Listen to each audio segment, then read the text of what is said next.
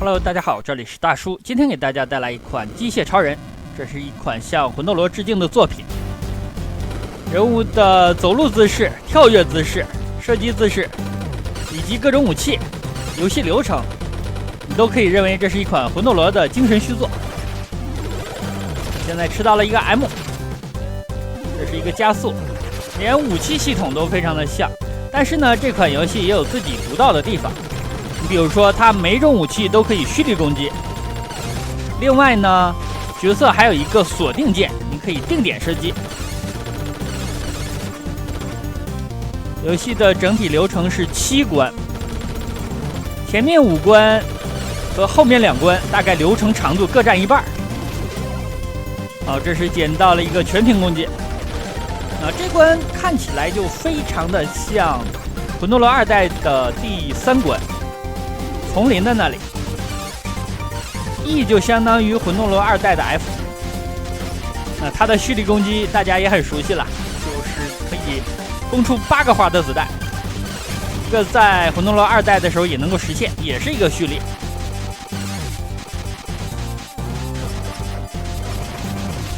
我希望能尽早的吃到 S。本作的 S 还是相当强的。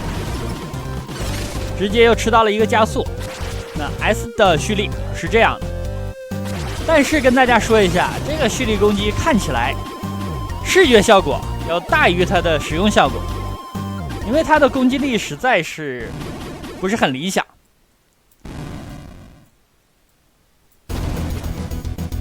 这里冲出了第1关的 BOSS， 剧情方面感觉也差不多，也是一个异形入侵的剧情。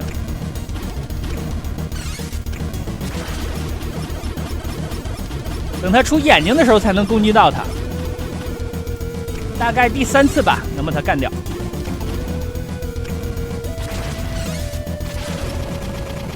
续发好的，这样第1关就过关了。前5关的流程都不算长，但是因为这款游戏你需要去重新的适应，所以玩的时候呢，感觉比魂斗罗要难。好，咱们4条命了。武器呢是 S 加 R。第2关这里呢又非常的像魂斗罗2代的第4关，往前走呢大家就知道了。游戏人物的颜色是可以自定义的，这里我就选择了一个蓝色是主色系，然后枪呢是红色的，这个大家如果自己玩的时候可以调。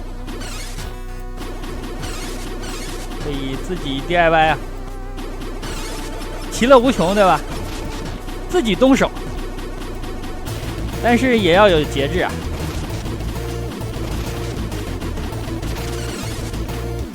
给了个 M， 这个 M 就不要了。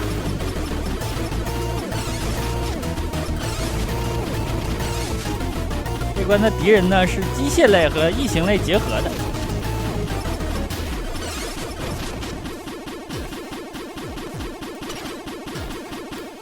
应该是距离 BOSS 不远了。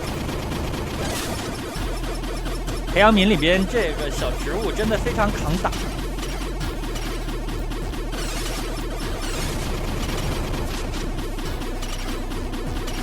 游戏是可以2个人一起玩的。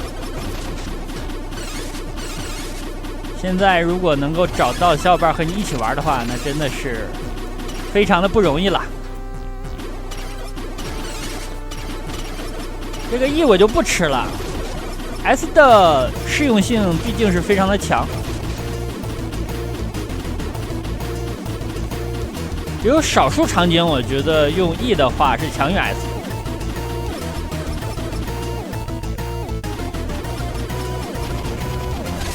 但是啊，它这个 S 呢还是削弱了，比魂斗罗系列，因为魂斗罗1代和2代的话，大家也知道这个 S。同屏的子弹数有限制，这导致你开几枪之后呢，它就变样了啊！这里需要打一个心脏，非常明显，左边呢是静脉血啊，右边是动脉。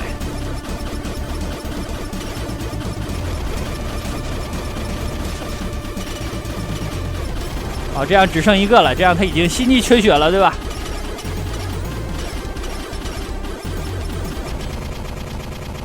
好的，最后我使用了一个定点攻击，这个键位我感觉还是比较舒服的。一共是4个操作键，一个子弹，一个跳跃，一个蓄力，还有一个就是锁定。第3关咱们5条命了。第3关开始有难度，尤其是那个小 boss。熟悉了之后呢，感觉没什么，但是最开始面对他的时候，实在是找不到套路。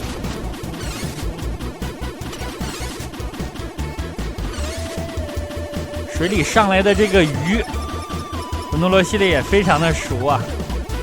我记得在魂斗罗1代的第3关和第5关都有类似的敌人，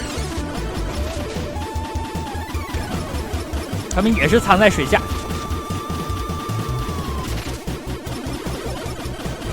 D 呢就是无敌。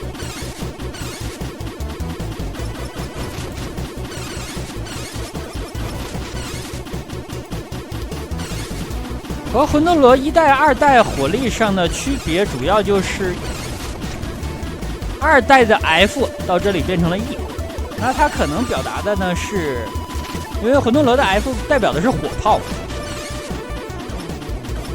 那在本作这个 E 可能是能量弹的意思，所以用 E 来开头。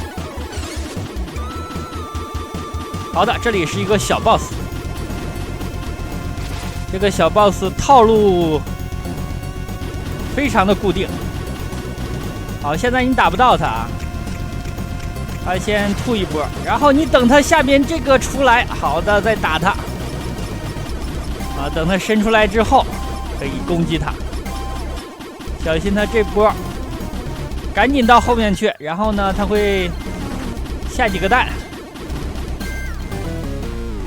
转过来继续。这波呢就可以干掉他。就这个 boss 就是太猥琐了。尤其他这个弱点，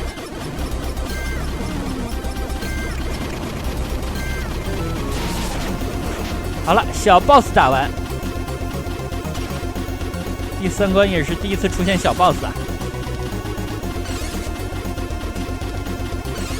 前3关打完至少要15分钟以上，那整体流程下来，加上第6关和第7关的话，至少要半个多小时。其实这个长度对我现在来说有一点尴尬了，因为我现在玩游戏，我感觉你要说是集中注意力的话，集中精力的话，大概也就15分钟左右，长了就不成了。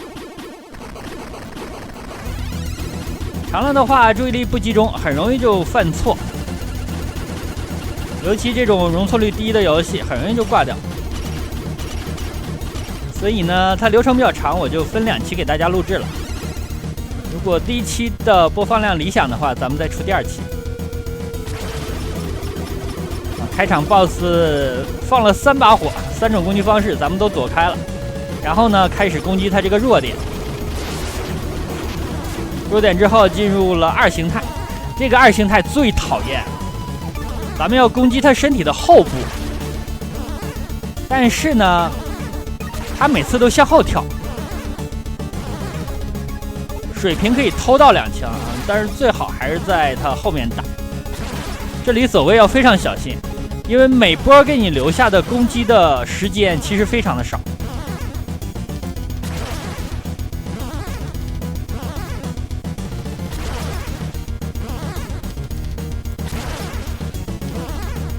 我感觉应该已经差不多了，你看这个蓄力我打了 N 枪了，但还是不成。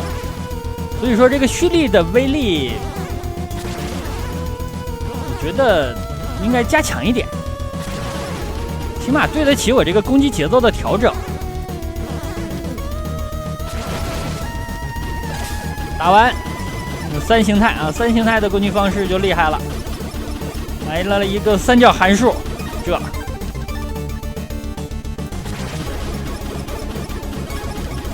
但是3形态呢？不是很抗打了，这样就挂掉。还是2形态比较讨厌。第3关的流程比较长，出现了2个 BOSS。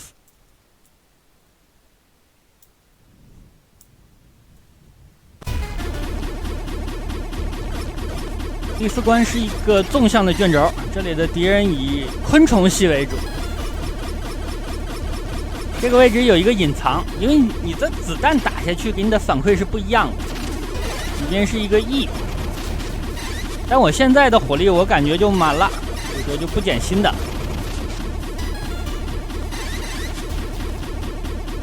地面的怪物感觉魂斗罗2代的第7关出现过，然后上面跳下来的这种小兵呢，在魂斗罗2代的第4关有类似的。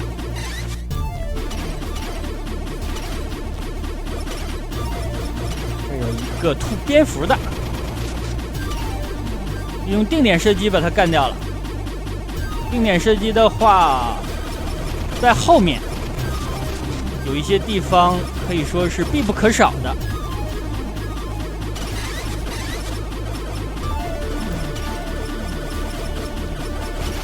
吐子弹的这个花非常讨厌，它的子弹接近你的过程当中会不断的变大，有的时候离得远你觉得没什么，到了附近了你就发现已经躲不开了，所以说要提前处理想好，而且屏幕不能带得太急，如果一起出现2个3个就很难办了。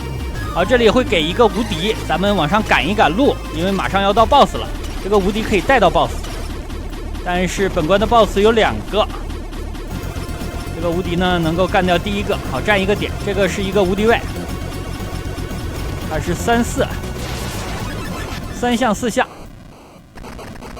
第2形态也是一个蜘蛛，这个蜘蛛呢上来是先吐子弹，吐子弹比较好躲，它后边有一个非常恶心的攻击方式，保证输出就没什么问题。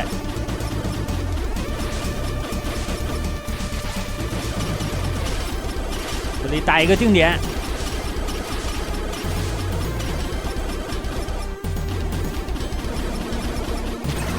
注意了，躲，这个子弹非常快。然后呢，它会向下吐这种绿色的粘液，这种东西碰到是秒杀的，也是碰到就挂。这2种攻击方式呢，它交替着进行，但是随着脚下粘液越来越多，你越来越难躲。它扔个7、8堆之后，自己会清理一波的。好了，但是它没有机会了。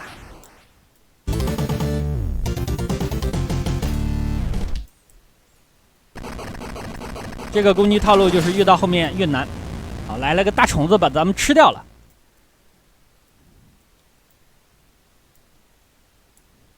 第5关就是在这个大虫子的体内。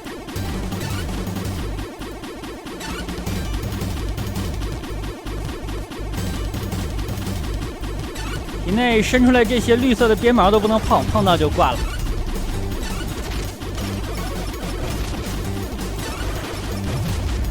上面黄色的这个虫子，它会吐出泡泡，这个泡泡如果你打到了，它就进入了一个湿弹的模式。所谓湿弹呢，就是泡泡挂了之后，就会发射一个跟踪你的子弹，指向性非常强，就向你过来了。玩过红白机版加纳战机的小伙伴应该知道湿弹是一个什么模式。游戏的难度呢直线上升。然后黄色的这种小细胞如果打爆的话，它会滴下来绿色的液体，这个液体也不能碰，应该是强酸。这里加入了一个游戏的分支，上路和下路。下路的话没有 BOSS， 但是流程我感觉有点难。上路的话有一个 BOSS， 这个 BOSS 呢感觉是老熟人了。大家如果玩过世界 MD 平台的魂斗罗铁血兵团第4关乔驾驶的那个，就是这玩意儿。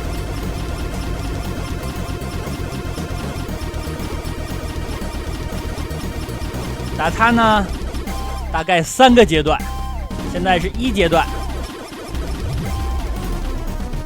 它的激光你看缩回去了，你就要小心了，还要把这个球扔出来，这个球就是它的弱点了。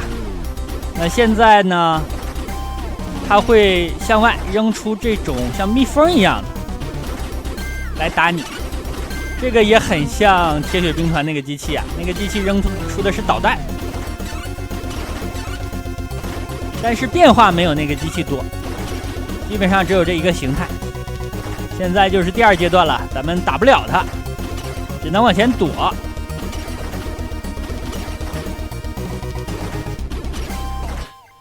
一会儿到了后面有一个缓坡的地方，就是和他的决战了。那他的攻击方式也没什么变化，但是咱们要注意啊，这里有一个坡，咱们如果再稍向后一点，就不能趴下了。按下的话就是蹲下，就是魂斗罗2代在这种斜坡的地形那个蹲姿，所以说躲子弹就更难了。可以了，把它干掉了。这样往前走，本关还有一个大 boss， 这个加速可以吃 ，S 就不要了。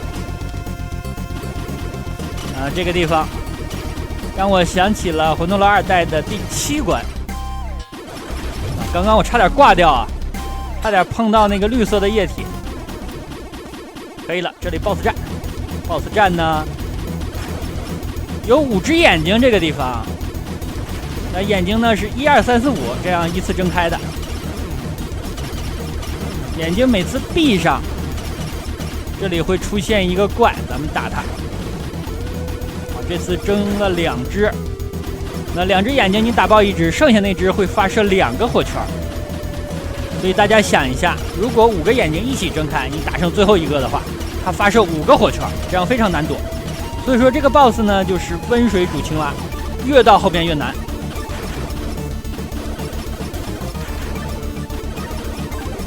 其实每一个环节你都不觉得有多难，但是越到后面你感觉自己闪躲的空间越小。这次是4只眼睛了。